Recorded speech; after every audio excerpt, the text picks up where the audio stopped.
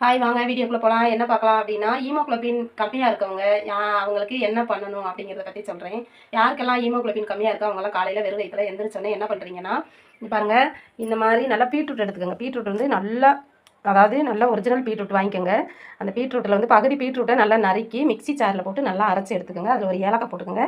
நாட்டு சக்கரை வேணால் நாட்டு சக்கரை போட்டுக்கோங்க, இல்லைனா ஜீனி தேவைப்படுறவங்க ஜீனி போட்டுக்கலாம். சரிங்களா? இந்த மாதிரி நல்லா பீட்ரூட்டை வந்து நல்லா இந்த மாதிரி ஒரு பாத்திரத்தில் நல்லா வடிகட்டணும். பார்த்தீங்களா எவ்வளோ ரெட் கலரில் வருதுன்னு பார்த்தீங்களா? இந்த மாதிரி பீட்ரூட்டை வந்து நீங்கள் நல்லா எடுத்து அரைச்சி, இங்கே பாருங்கள், நம்ம அறுத்து விட்ட ரத்தம் மாதிரி இருக்கா, அந்த மாதிரி இருக்கிறத நீங்கள் இந்த மாதிரி நல்லா மிக்ஸி ஜாரில் போட்டு அரைச்சிக்கோங்க. ஒரே ஒரு ஏலக்காய் மட்டும் போட்டிங்கன்னா அவ்வளோ வாசமாக இருக்கும் குடிக்கிறதுக்கு. இந்த மாதிரி போட்டு இந்த மாதிரி நல்லா எடுத்துக்கோங்க. எடுத்துகிட்டு பால் தேவைப்படுறவங்க பால் ஊற்றிக்கலாம். நான் பால் காய வச்சுருக்கேன்.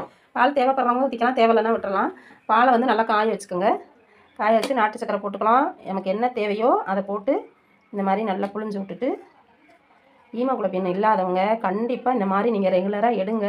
இதில் எந்த சைட் எஃபெக்ட்ஸும் கிடையாது. நம்ம டெய்லி சாப்பிட்ற காய்கறி, டெய்லி பீட்ரூட் எடுங்க, கேரட் எடுங்க, ஒரு நாள் விட்டு ஒரு நாள் மாற்றி மாற்றி எடுத்துக்கோங்க. மதிய நேரம் நல்லா முருங்கைக்கீரை சூப் வச்சு குடிங்க. நைட்டில் வந்து பசும்பாலும் மாதுளம்பழம் சாப்பிடலாம். மதிய நேரத்தில் நைட்டில் பசும்பால் சாப்பிடுங்க, பேரிச்சம்பழம் ஊற போட்டு சாப்பிடுங்க. இந்த மாதிரியெல்லாம் நீங்கள் ரெகுலராக எடுத்துக்கிட்டிங்கன்னா ஹீமோகுளோபினுக்கு ரத்தம் ஏற்ற தேவை கிடையாது. இப்போ கன்சீவாக இருக்கவங்க இந்த மாதிரி சாப்பிட்லாம். கன்சீவாக இருக்கவங்களுக்கு கண்டிப்பாக ரத்தம் கம்மியாக இருக்கும். அப்போ அவங்களுக்கெல்லாம் இந்த மாதிரி நீங்கள் எடுத்துக்கிறலாம். அப்போ வந்து நல்லா ஒரு கடலை மிட்டாய் பீஸு, ஒரு டம்ளர் பால், ஒரு பேரிச்சம்பழம் நைட்டில் சாப்பிடணும். பகலில் வந்து காலையில் வெறும் வயிற்றில் இந்த மாதிரி பால் எடுத்துக்கோங்க. இந்த மாதிரி பாலில் வந்து நல்லா நீங்கள் அரை டம்ளர் பால் எடுத்துக்கோங்க. இந்த ஜூஸை வந்து பாருங்க இந்த மாதிரி ஊற்றிடுங்க. இந்த மாதிரி ஊற்றிட்டிங்கன்னா உங்களுக்கு வந்து நல்லா ஹீமோகுளோபின் லெவல் வந்து கூடும். ஹீமோகுளோபின் லெவல் வந்து நல்லா உங்களுக்கு கூடி வரும்.